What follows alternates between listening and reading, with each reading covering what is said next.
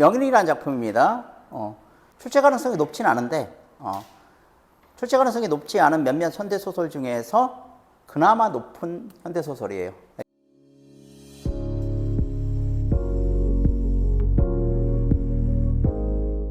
명일.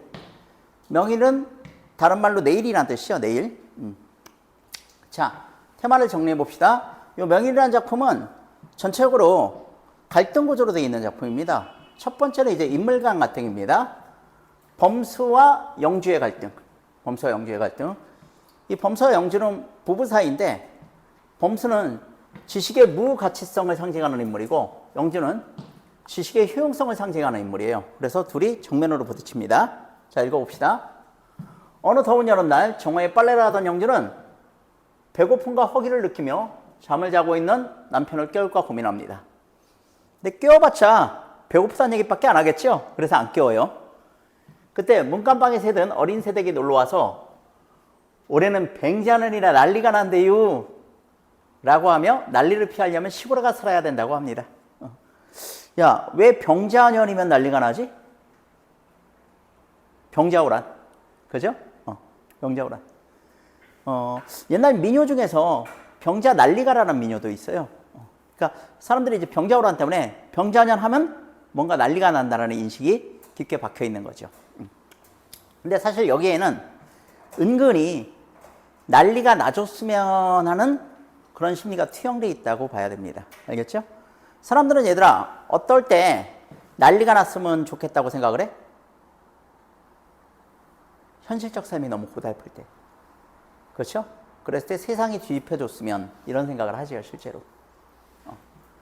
지금 그래서 이런 대사는 지금 현실 상황이 녹록치 않다는 것을 반영하는 대사입니다. 자, 여자 고보까지.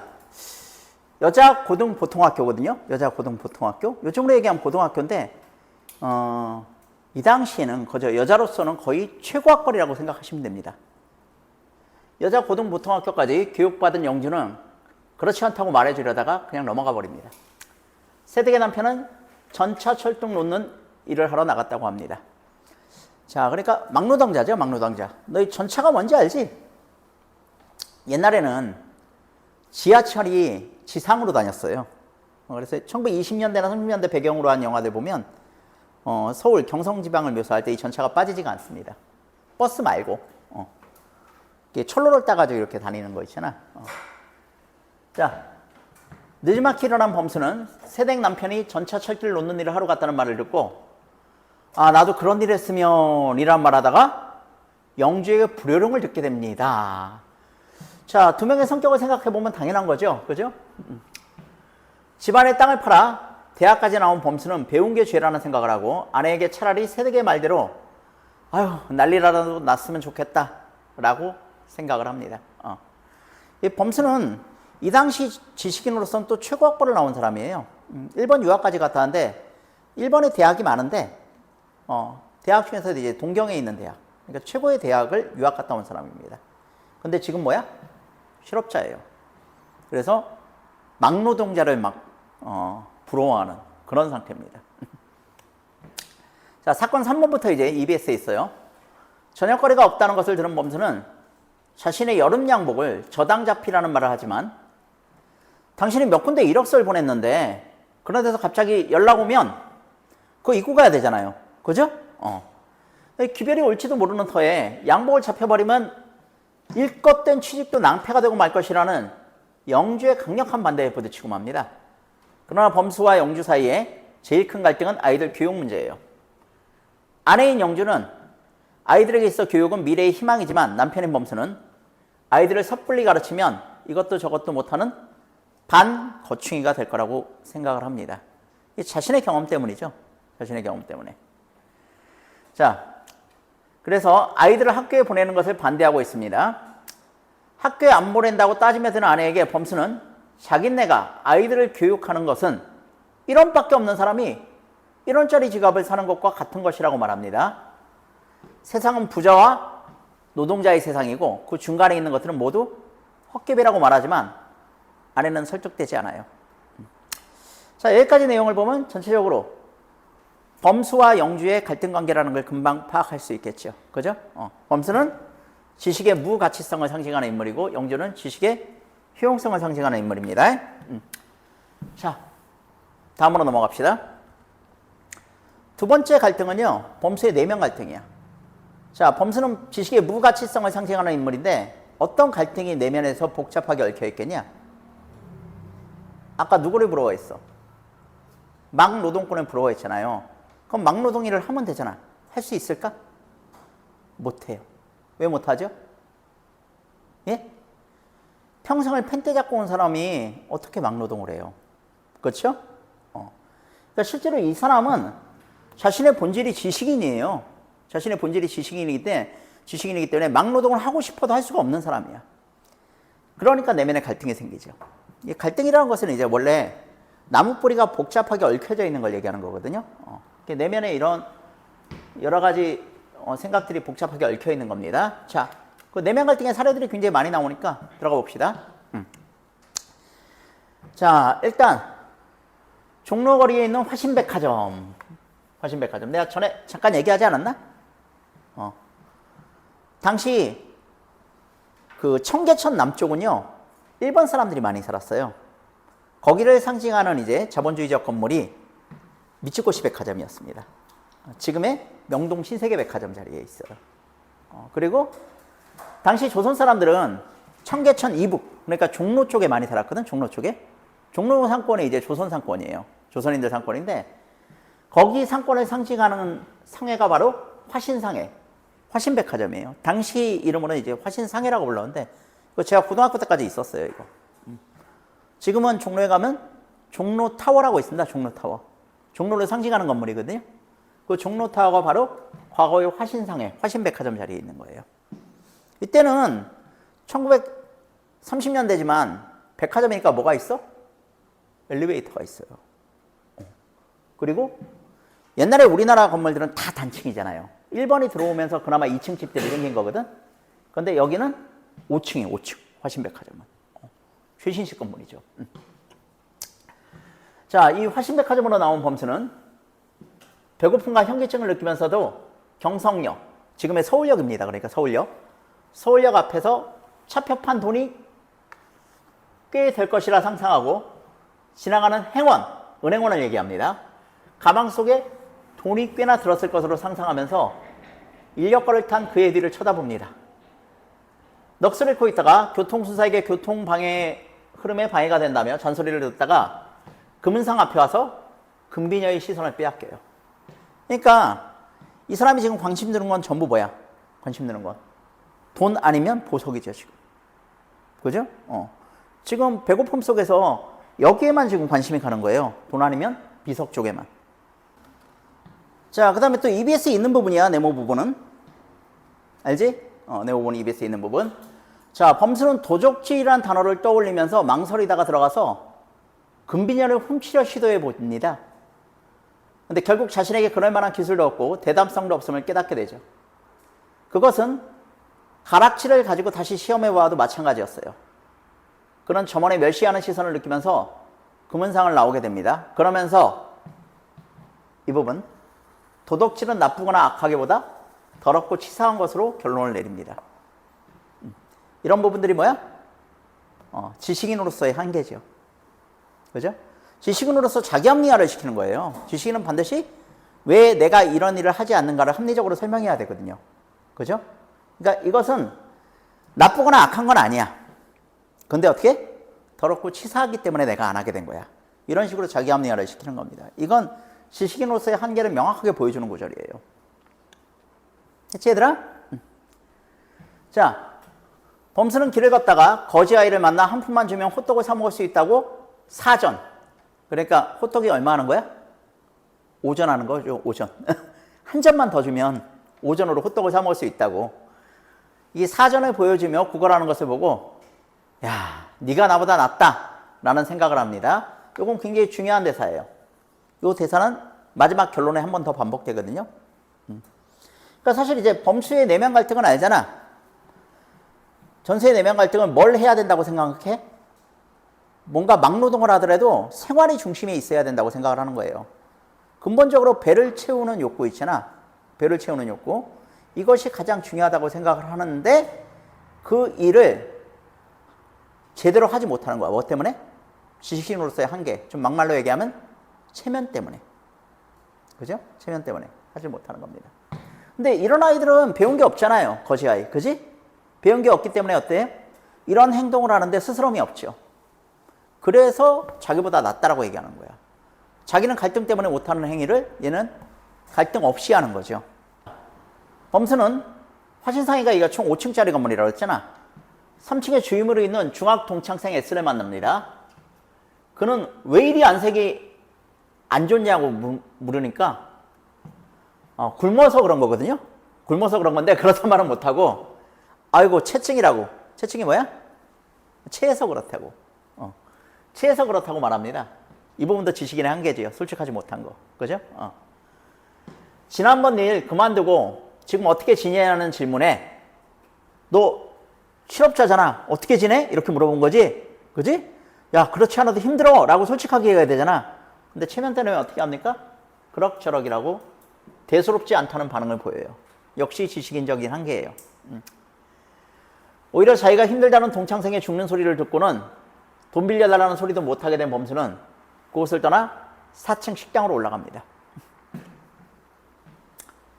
범수는 그 4층 식당에서 선풍기 바람이 쐬고 있다가 잘 나가는 중학 시절부터 알고 지내다 동경 유학 시절에 술 친구까지 먹었던 피를 만나게 됩니다. 피 어머니로 같이 식당에 가게 되고 피가 잠시 윗도리를 벗어놓고 변소에 간 사이에 돈이 든 피의 안주머니를 바라봐요. 돈이 엄청 많아요. 그래서 그걸 훔치려고 하다가 결국 하지 못하고 도둑질도 할 수 없는 인종이라며 스스로를 저주합니다. 피와 함께 식사를 하고 술을 마신 후에 2차로 버커스라는 바텐더가 있는 고급 술집에 가게 됩니다. 근데 범수는 자신이 피의 병정 같다는 생각을 지울 수가 없어 3차로 요리집, 여기가 제일 비싼 곳이거든요. 거기 가자는 그를 거절하고 헤어지게 됩니다. 그러니까 뭐는 살아있어 아직? 자존심은 살아있는 거죠. 그죠? 근데 문제는 그 자존심 때문에 아무것도 못해요 지금. 돈도 못 빌리고 도둑질도 못하고 얻어먹는 것도 못하는 거야 이제. 얻어먹는 것도. 자, 그 다음 봅시다. 자, 지식의 명일, 그 다음에 생활의 명일이야. 범수는 남대문 쪽으로 향하며 군용 비행기 세대가 떠가는 것을 봅니다. 그는 비행기를 만드는 것과 여름에 태양열을 저장했다가 겨울에 사용하는 것 중 어느 것이 과학을 옳게 이용하는 것일까? 라고 독백합니다. 이거 정답은 너무 명확하죠. 얘들아, 이 비행기는 어떤 비행기? 생활의 편리를 도와주는 비행기가 아니에요. 군용 비행기라며. 그죠? 사람을 죽이기 위한 목적으로 만들어진 그런 비행기입니다. 그죠? 사륙을 목적으로 만들어진 비행기예요. 그죠? 그리고 여름에 태양열을 저장했다 겨울에 사용하는 것은 생활의 편리를 이용한 거잖아. 그지? 당연히 후자죠. 그죠? 당연히 후자인데 왜 이 얘기를 하는 거야? 네? 지금 2차 세계대전 중이니까. 그죠? 인류는 이쪽으로 가고 있다고 생각을 하는 거죠. 지금. 그죠? 그는 N 자동차 서비스에 잠시 들립니다. 언젠가 지인에게 소개받은 그곳의 주임격인 최 씨에게 큰아이 종속을 부탁한 곳이라 어떻게 되었는지 알아보기 위해서요. 자기는 막노동 못하잖아. 그지? 배운 사람이라. 근데 자기 아들 종석이는 막노동이나 기술 일을 시키고 싶은 거야 지금. 학교에 보내기 싫은 거죠. 최 씨는 종석이가 생활의 어려움보다는 큰 포부 때문에 기술을 배우려고 하는 것이라 알고 사장에게도 말했다며 흔쾌히 큰 아이를 맡아주겠다고 합니다. 이 사람 뭔가 큰 오해하고 있죠. 그죠? 아니 생활고 때문에 가는 건데 생활고가 아니라 포부 때문에 간다고. 그죠? 여기서도 이 사람이 왜 이런 얘기 하는지 알겠죠? 이런 얘기 들었으니까 이런 얘기 하는 거겠지. 그지? 자, 역시 체면 칠해는 계속됩니다. 최 씨는 곁들여서 과학적 낙천적 미래를 말합니다. 과학이 발전하면 식량 문제가 해결되어 싸움이 없어질 것이다 라고 말을 해요. 이 사람은 최 씨는 어떤 사람이야? 지식의 명일, 그러니까 과학의 내일이에요. 과학의 내일과 생활의 내일이 통일될 수 있다고 생각하는 거야. 그죠? 통일대수. 둘 다 오른 방향으로 갈 수 있다고. 그지? 근데 범수는 최 씨에게 그때도 아마 싸움은 없어지지 않을걸요? 라고 합니다.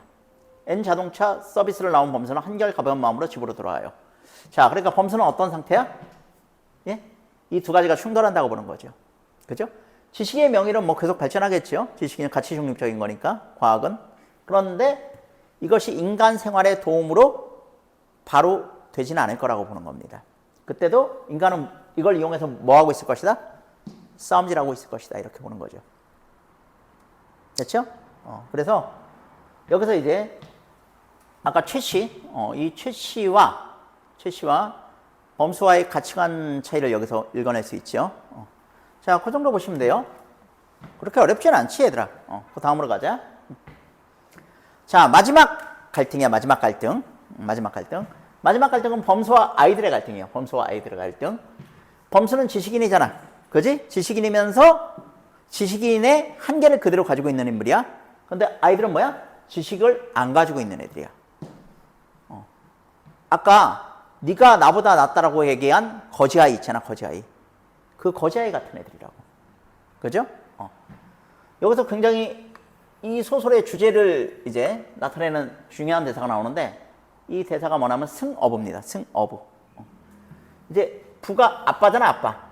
요 어자는 어조사 어자라고 그래가지고 비교격이야, 뭐뭐 보다 이런 뜻이거든요.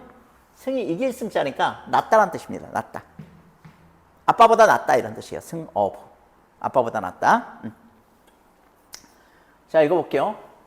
범수가 외출한 사이 집에 있던 영주는 쌀집입니다. 쌀집. 리을 탈락. 싸전집 마누라가 와서 하는 돈 있는 자랑을 하던 한껏 들어야 했고 그녀가 맡긴 바느질감을 가지고 재봉틀 세주는 과부집에 가서 바느질을 해오면서 재봉틀 하나를 구입하기 위해서 과부댁에게 돈을 빌려달라고 하고는 돌아옵니다. 여기까지 봤을 때 자, 여자들도 지금 어떻게 되어 있어요? 완벽하게 계층화되어 있다는 거 볼 수 있죠. 가장 부잣집은 어디? 쌀집. 그지? 중간에 있는데 어디? 중간에 있는데 재봉틀이 있는 과부집. 마지막 집 어디? 재봉틀을 빌려서 사용해야만 되는 얘 누구였죠? 영주. 그죠? 자, 그래서 영주의 지금 소망은 재봉틀을 일단 구입하는 거예요. 그 윗단계로 올라가는 거죠. 그죠? 즉, 그 사이에 종석과 종태, 10살이랑 7살입니다. 같이 놀며 두부장수의 두부를 훔쳐먹다가 들켜요. 두부장수는 영주에게 두부 두모값을 달라고 합니다. 화가 난 영주는 두 아이를 회초리로 때리면서 아이들이 우는 소리가 울려 퍼집니다. 귀가하면서 아이들의 울음소리를 듣게 된 범수는 아이들의 도적질을 알게 되고 피가 끓는 것을 느끼지만 바로 너희들이 나보다 낫구나. 세 글자로 뭐라고? 승어부 라는 생각을 하게 됩니다. 자, 결국 이튿날 영주는 동생 종태만이라도 학교에 보내게 되고 범수는 종석이를 서비스 공장에 보냅니다. 그러면서 범수는 생각합니다. 두고 보자. 네 방침이 옳은지 내 방침이 옳은지. 됐습니까? 자, 그렇게 어렵지 않은 작품이죠. 결국 이제 당시 1930년대 사회상에서 명인, 내일이 어떻게 흘러갈지를 알 수 없는 지식인이 겪는 갈등이에요. 여기는 전부 갈등이라 인물 간 갈등과 인물 내 갈등으로 이 작품을 잘 정리해서 읽으면 돼요. 됐지? 자, 그러면 내용은 어렵지 않으니까 인물 간의 관계 문제로 한번 정리하고 다음 작품으로 가자. 자, 윗글에 대한 설명으로 적절한 겁니다. 자, 1번. 영주와 범수는 현실적 극복의지를 지닌 인물로 난리가 나기를 은근히 바라는 세대과는 구별되는 인물이다. 맞아? 틀렸지? 범수도 은근히 난리가 나기를 바라고 있죠. 그렇죠? 현실적 극복의지를 지닌 인물이라고 보기 힘들어요, 범수는. 됐니?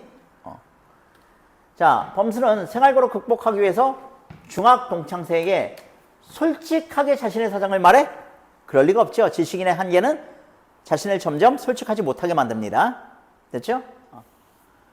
자, 범수는 우연히 동경유학 시절에 술 친구를 만났으나 자존심 때문에 그의 술자리 권유를 거절하고 집으로 돌아옵니다. 아니요. 1차, 2차까지는 가요. 그죠? 바텐더가 있는 바카스, 굉장히 유명한 집이거든요. 거기까지는 따라가요. 그러다가 자기가 이 피해 병정 같다는 생각을 하게 되고 요리집 갈 때 빠지게 되는 거죠. 그죠? 그러니까 술자리 권유를 아예 거절한 건 아니에요. 4번. 범수는 과학의 미래를 긍정적으로 본 최슈와는 달리 과학 자체의 발전에 한계를 가지게 될 것으로 생각하고 있다. 이건 어디가 틀렸냐면 자체란 말이 있잖아. 그지? 범수는 과학 자체의 발전이 한계를 가질 거라고 생각하진 않아요. 그죠?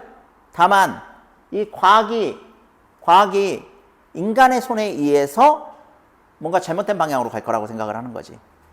그죠? 그래서 아까 군용 비행기와 열 이용에 관한 사례가 나왔었잖아요. 그죠? 그러니까 아무리 과학이 발전해도 과학 자체의 발전은 한계를 가지지 못하지만 인간의 이용은 한계를 가지게 되는 거죠. 됐지? 그 다음에 마지막. 범수는 두 아들이 도적질을 했다는 것에 분노하지만 그 행위 자체는 자신보다 나은 행동이라고 생각을 합니다. 됐지? 이 사람은 지식인으로서의 한계는 가지지만 지식의 무가치성을 지향하고 있기 때문에 아이들이 자기보다 낫다고 생각을 해요.